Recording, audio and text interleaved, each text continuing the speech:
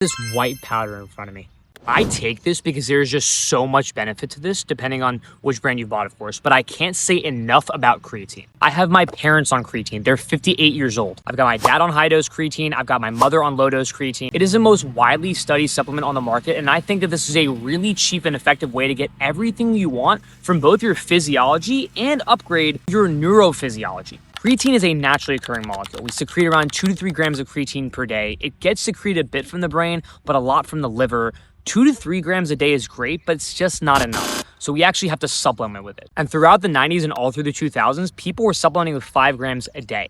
That is this scoop here. 5 grams a day. We have found that creatine has enormous benefits to the brain, but here's the problem. When you have 5 grams of creatine, you're already saturating the muscle. Remember, muscles are so hungry, so they get first dibs and they take up all that creatine. So then there's none left for the brain. We also lose a bit of the bioavailability when the creatine goes into the brain. It crosses the blood-brain barrier, but when it goes into the brain, we lose some of it. So we have to supplement with more than 5 grams. And one of the studies that changed my thinking came out last year. It was the first ever pilot study done on Alzheimer's disease patients. You're talking about patients whose brains are under attack. They cannot produce energy effectively, ATP is all skewed, brain glucose metabolism is skewed, they don't remember left from right, cognitive functions are declining. They put them under 20 grams of creatine per day. These patients not only preserved their cognitive functions, but they had more energy and were able to exercise more. It can protect your brain from a concussion. It can protect your brain against a stroke. It can protect your brain from stress. The best thing about creatine is that it works in the background of stress. And I think that's where you'll get most of the benefits from.